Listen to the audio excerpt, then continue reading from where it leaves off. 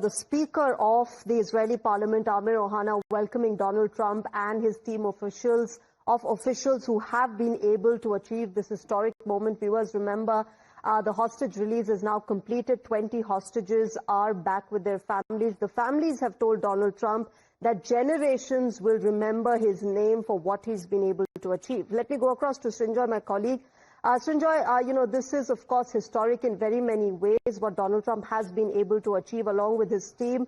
The world can love Donald Trump, the world can hate him, but credit where due, he has brought the world to this day where 20 people have come back and reunited with their families. And now, of course, he's going to be addressing the Israeli Parliament, or the Knesset, as it is called in Hebrew, in a short while from now. Yes, whatever is said, it must be remembered this is the first step in the peace process. It had to happen before anything else can happen, which is the 20 hostages are back. Some Gazans who are in jail have been returned.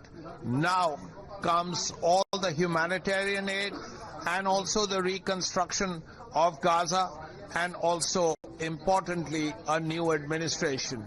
So all of that remains to be done. It's one of those classic situations when a lot has been done and a lot remains to be done. Now the first step has been taken, and we have to see what happens now.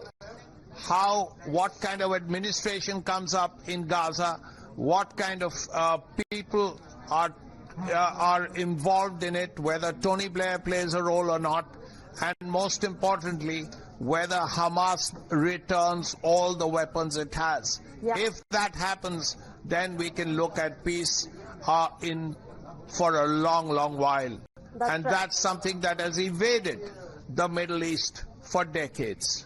That's right, Srinjoy. Not just disarmament of the Hamas, but that 20-point peace plan also talks about withdrawal of Israeli troops from the Gaza region. We'll have to wait and watch whether Prime Minister Netanyahu agrees to that. But thanks very much, Srinjoy, for joining us at the moment. Viewers, we will keep getting you more from the Israeli Parliament, the U.S. President, to be addressing this in a short while from now. Remember, multiple standing ovations that Donald Trump and his team have been given by Israeli lawmakers. A short break at the moment. We'll keep getting you the latest from Israel.